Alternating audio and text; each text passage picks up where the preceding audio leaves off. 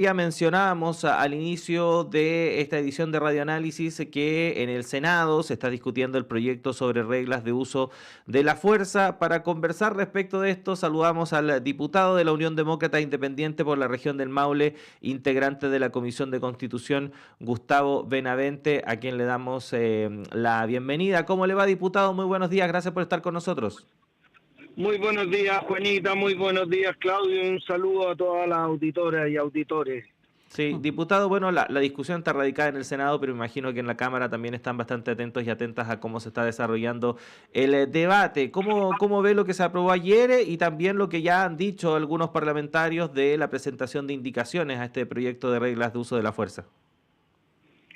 Bueno, efectivamente, como dice usted, ayer se aprobó en general en el Senado, en las Comisiones Unidas de Defensa y Seguridad, y ahora va a venir todo el tema de la discusión en particular, donde los senadores efectivamente ya anunciaron que van a presentar indicaciones al proyecto que ya aprobamos en la Cámara. Hay que recordar que este proyecto ya Ya pasó por pasó. la Cámara de Diputados, ingresó por la Cámara y fue aprobado, y hoy día se está discutiendo en el Senado. A mí me parece que por lo menos lo que aprobamos en la Cámara es un buen proyecto. Sin embargo, creo que hay un tema que hay que reponer, a mi juicio, y con lo cual las reglas de uso de la fuerza quedarían prácticamente perfectas. Y lo que creo yo que hay que reponer es el tema de que todos estos actos de uso de la fuerza, donde intervengan obviamente policías, carabineros o efectivos de las Fuerzas Armadas, sean juzgados por la justicia militar. Creo que ese es el tema que hay que reponer, con lo cual este proyecto quedaría un buen proyecto, más allá de que el Senado puede hacerle algunos ajustes, pero lo esencial, lo aprobado en la Cámara, más reponer la justicia militar, quedaría un muy buen proyecto de reglas de uso de la fuerza. Buenos días, diputado. Buenos días, Juani. Lo que está planteando es justamente una discusión más de fondo que tiene que ver con reponer las atribuciones de la justicia militar cuando justamente durante todos los últimos años y de acuerdo a las recomendaciones de los organismos internacionales, lo que se debería hacer es disminuir al mínimo justamente las atribuciones de la justicia militar. ¿No es ir un poco contracorriente? A ver, primero la justicia militar, bueno, existe y sigue operando en muchos casos. Lo que pasa es lo siguiente, Juanita, a ver, es cierto que, a ver, por ahí, por el año 2016, 2017, me parece, en el gobierno de la presidenta Bachelet y a instancias de ella, salió una ley. ¿Me escucha ahí? Sí, Lo estamos escuchamos, escuchándolo diputado. perfectamente. Perfecto. Salió una ley que redujo la aplicación de la justicia militar. Nosotros creemos que en este caso del uso de la fuerza, lo que hemos visto en todo este periodo es que hay muchas situaciones en que si no es un juez militar el que esté al frente de un juicio, se producen situaciones de mucha injusticia. Ahora, nosotros queremos reponer la justicia militar solo cuando, respecto de las Fuerzas Armadas, respecto cuando actúen las Fuerzas Armadas, solo en 4 casos. Primero, cuando se trate de que las Fuerzas Armadas están desplegadas en virtud de un estado de excepción constitucional. Segundo caso, cuando se trate de un acto electoral, que es cuando las Fuerzas Armadas están a cargo de los locales de votación, ¿no es cierto? En tercer lugar, en el control fronterizo. Y cuarto lugar, también cuando por esta reforma constitucional que hicimos, están llamados a proteger la infraestructura crítica. Solo en esos casos queremos que la justicia militar se reponga. En segundo lugar, el solo es la justicia militar respecto del militar. El civil que pueda estar involucrado en algún hecho solo puede participar del juicio militar cuando está en calidad de víctima, nunca como victimario. Si aparece un civil que puede ser pueda estar imputado por algún delito, en este marco, digamos, él va a ser juzgado por la justicia civil. Fíjese que, y todo esto nace, Juanita, de muchos casos que hemos visto en que han ocurrido situaciones de verdadera injusticia. Le voy a poner un ejemplo. Para el estallido, no sé si ustedes se acordarán, pero en Curicó hubo una manifestación en la carretera, gente cortó la carretera, había una patrulla militar que hizo uso de sus armas de fuego, disparó al aire y resultó una persona fallecida. Pero resulta que quien disparó y quien hirió de muerte a esta persona no fueron los efectivos militares, fue un civil que andaba en su vehículo disparando. ¿Qué ocurrió? El fiscal militar, el fiscal pidió prisión preventiva para un efectivo de las Fuerzas Armadas, el juez se la concedió, y 10 días después el fiscal recién pide un informe a las Fuerzas Armadas respecto de la bala con que resultó muerto esta persona, si esa bala era utilizada o no por las Fuerzas Armadas. Y a los 2 días, digamos, el ejército le responde que no, que esa bala no era la que utilizaban las Fuerzas Armadas. Pero así todo lo mantuvo 1 mes y medio más en prisión preventiva. Un juez militar de inmediato, al ver la bala, se habría dado cuenta que no es la que utilizan las Fuerzas Armadas, que independiente del tema no habría quedado en prisión preventiva, por ejemplo, ese soldado que estuvo injustamente 3 meses en prisión preventiva. Y hay miles de casos, muchos, no miles, pero varios casos así. Nosotros creemos que el tema del uso de la fuerza, qué mejor que un juez militar que entiende perfectamente en qué momento es apropiado o no utilizar un armamento letal o un armamento no letal. En qué momento, de acuerdo a las circunstancias, se puede o no usar la fuerza, se debe advertir o se debe actuar de inmediato, etcétera. Creemos que eso es un aspecto muy esencial de este proyecto. Pero ¿no sería en ese caso mejor, diputado, capacitar a los actuales fiscales respecto de los temas que usted mencionaba para que no caigan, por así decirlo, en ese tipo de imprecisiones a la hora de solicitar las pericias o de realizar las investigaciones, en vez de hacer una distinción entre quienes reciben un tipo de justicia u otra, que, por cierto, también fue lo que su sector reclamó con bastante vehemencia durante la discusión del proyecto constitucional propuesto por la Convención, que recordemos establecía... La primera. Por eso digo, la de la Convención Constitucional, que establecía unos tribunales para pueblos originarios, y hubo una resistencia de su sector bastante fuerte en el sentido de que era injusto de que se creara una justicia para, en este caso, pueblos originarios respecto del resto de la población civil. En este caso pasa lo mismo, hay una justicia para los militares, fuerzas armadas y de orden, y una justicia para el resto de nosotros. Y usted también señala, es que bueno, se cometen injusticias en contra de personal de las Fuerzas Armadas. Se cometen injusticias en contra de todo el mundo. ¿No? Y históricamente en la justicia militar, ¿cuántos casos de injusticia también pudimos conocer en la historia de nuestro país? ¿No? Una historia muy, muy lejana. ¿No sería mejor avanzar en ese sentido de capacitar de mejor forma a quienes actualmente realizan las investigaciones en vez de crear este tipo de distinciones? A ver, es que el tema de la Constitución que el pueblo de Chile mayoritariamente rechazó el 4 de septiembre era distinto, era absolutamente distinto.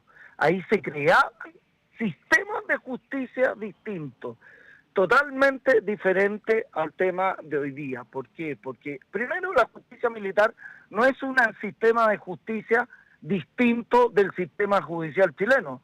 Además, la justicia militar usted siempre puede recurrir a la Corte Suprema. Así es que este tema no es un sistema de justicia distinto. En segundo lugar, hoy día tenemos dentro de nuestro sistema de justicia algunas jurisdicciones especializadas, como por ejemplo la jurisdicción laboral, la jurisdicción de familia, los tribunales de familia. No son sistemas de justicia apartados de nuestro sistema, pero que ven materias especializadas. Aquí, más que a personas, se buscan materias especializadas. Y aquí lo que estamos queriendo es que de una u otra manera, como le decía yo, el tema del abuso de la fuerza es una materia, el uso de la fuerza es una materia más especializada. Lo que hizo usted es capacitar a los fiscales, excepto, pero más que a los fiscales, aquí lo que quizás también se debiera enseñar en las academias judiciales, el derecho militar, el Código de Justicia Militar. Podría ser una alternativa, efectivamente. Pero mire, esto es muy similar a cuando se juega un partido de fútbol en una liga amateur, como la que ya juego, como la que yo juego los fines de semana, en que jugamos ya personas de una edad más avanzada, y que el árbitro que nos arbitra, digamos, cobra todo roce, todo pequeño roce es foul. Si a nosotros nos fuera a arbitrar el árbitro el que se desempeña en la final de la Champions, seguramente va a tener un criterio distinto, porque él arbitra en el fútbol profesional. Pero el reglamento es el mismo, y eso es un poco el fondo de este tema. El juez militar sí sabe perfectamente en qué circunstancias es apropiado o no el uso de la fuerza. Sí conoce además la capacidad de un armamento o no que puede utilizarse. Y vuelvo a repetir, nosotros queremos reponer la justicia militar para el caso del militar y en esas situaciones, no para el civil. El civil siempre va a estar bajo el amparo de los tribunales civiles. Diputado, antes que se nos acabe el tiempo, porque claro, sí, uno piensa desde la lógica que usted explica y puede parecer, ¿no es cierto?, pertinente, uno diría, cuando se acusa a un médico, por ejemplo, de negligencia o de mala praxis, tendría que haber tribunales especializados que entiendan qué es lo que significa, por ejemplo, hacer una cirugía, qué es lo que significa y cómo tendrían que ser expertos en anatomía para poder decidir. Y sin embargo eso no existe, porque son justamente en los tribunales generales los que ven esos casos y tienen la asesoría de peritos, de expertos. Entonces, porque claro, con esto de la especialización tendríamos que tener prácticamente justicias especiales para cada una de las profesiones. Pero vuelvo a repetir, o sea, en Chile hay ciertas materias que la ven no los tribunales civiles y que en su momento sí las vieron. Y además la justicia militar existe, o sea, no estamos creando una nueva justicia. Y la justicia militar tuvo una serie de casos bajo su amparo. Yo vuelvo a repetir, yo estoy de acuerdo en que, a ver, un militar que comete una estafa, por ejemplo, no puede ser juzgado por los tribunales militares. Y a lo mejor en el pasado, hasta incluso eso pudo haber sido parte de la jurisdicción de los tribunales militares. Yo no estoy para nada de acuerdo. O un efectivo también de las Fuerzas Armadas que a lo mejor tiene un problema con el vecino y lo golpea, etcétera, tampoco. Si todo eso es parte de la justicia civil.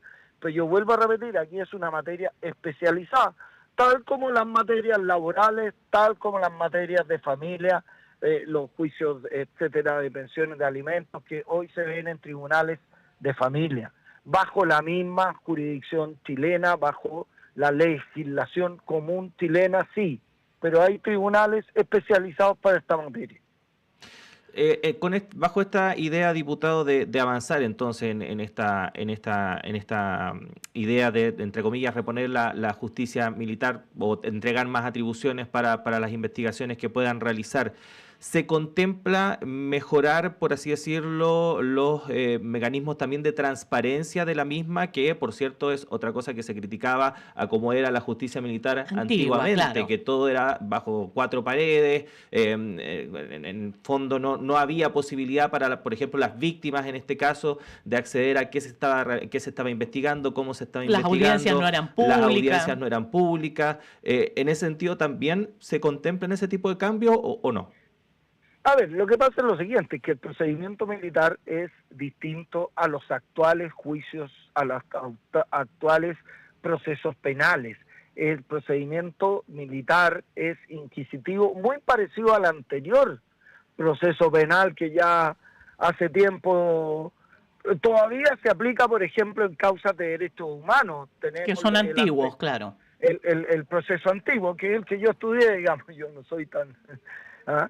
Pero sí hay que recordar que los tribunales militares siguen teniendo, por ejemplo, su tribunal superior jerárquico siempre será la Corte Suprema, en primer punto. O sea, aquí vuelvo a repetir, los tribunales militares no es un tribunal independiente de como que fuera una especie de isla. Tienen un procedimiento regulado por la ley, tienen una forma, además, tienen jueces, forma de designación de jueces, tienen una supervigilancia de la Corte Marcial y la última supervigilancia es la Corte Suprema, de tal manera de que aquí no hay nada oculto para que estos tribunales puedan funcionar sin ningún problema, de acuerdo al Estado de Derecho. Bueno, y siguen funcionando, sí, acá no nos olvidemos que la justicia militar sigue existiendo. No, sí. Sí, y se le critica, de hecho, la familia de los conscriptos en Putre están pidiendo por todos lados que no sea la justicia militar la que investigue lo que pasó con... Claro, porque hay desconfianza. Pero mire, perdón, Claudio, una cosa. El caso de Antuco, aquí tenemos todavía oficiales que están presos y ahí fue la justicia militar. Aquí ahí no hubo impunidad, se fija. Entonces, para los que crean que la justicia pero en el caso de Antuco es garantía de impunidad, ahí operó la justicia militar. Pero no, todavía no están presos. Yo entiendo que salieron en libertad. No, pero estuvieron, o sea... ¿Aló? ¿Condena? ¿Aló? Sí, se lo perdimos por unos segundos. Sí, se les dio una condena y la cumplieron en la cárcel. Entonces, aquí volvamos a lo mismo. La justicia militar tampoco no es impunidad. Diputado, antes que terminemos y se me vaya esta pregunta, en caso, supongamos, ustedes intentan que se plantee de nuevo en el Senado el retorno de algunos casos, ¿no es cierto?, de la justicia militar. Si eso no fuera aprobado, ¿qué pasa? ¿Van de todas maneras igual, en caso de alguna diferencia, a la comisión mixta? A ver, lo que pasa es que va a ir a la comisión mixta en la medida en que el Senado rechace otras normas. El Senado puede rechazar otras normas aprobadas por la Cámara. Aprobadas por la Cámara, o le puede agregar otras normas. Entonces, de una u otra manera, ahí se ve, en la comisión mixta se ven siempre las divergencias que hay entre la Cámara y el Senado.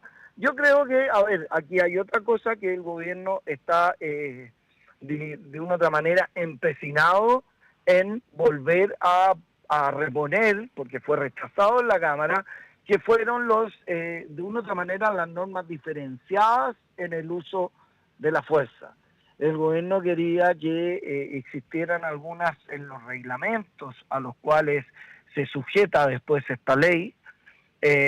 Quería que hubiesen ciertas normas diferenciadas según sean pueblos originarios, según sean grupos o minorías sexuales, según sean migrantes, las personas que están a lo mejor en una situación de alteración del orden público, lo cual fue rechazado en la Cámara y de manera bastante transversal, o sea, no solo por nosotros, sino que también por la centroizquierda, porque la verdad es que eso nunca se pudo entender por qué el gobierno quería estas normas diferenciadas y las quiere reponer en el Senado. Entonces, ahí también seguramente yo creo que el gobierno se va a llevar una nueva derrota, digamos, porque la verdad es que no tenía mayor sentido estas reglas diferenciadas. También el otro punto que yo veo que puede haber alguna controversia en el Senado es que también el gobierno quiere reponer el principio de proporcionalidad como principio rector del uso de la fuerza, cuando lo aprobado en la Cámara es el principio de racionalidad. Esto ya es más técnico, aquí hay un tema doctrinario, pero yo creo que ahí están los dos puntos centrales que el gobierno va a intentar reponer en el Senado. Diputado Gustavo Benavente, diputado de la UDI por la región del Maule, integrante de la Comisión de Constitución, le agradecemos muchísimo que haya conversado con esta mañana con nosotros. Que tenga buen día. Bueno, muchas gracias Juanita, muchas gracias Claudio, muy buen día para usted y un saludo a todas las auditoras y auditores. Pues. Gracias, diputado, que esté bien. Gracias, hasta luego. 8 de la mañana con 2 minutos. Tenemos que hacer una pausa en esta primera edición de Radioanálisis, pero siga junto a nosotros porque en breve llega Patricio López para continuar con esta primera edición. Juanita, nosotros nos reencontramos ya el viernes, porque mañana es feriado. Mañana es feriado, pero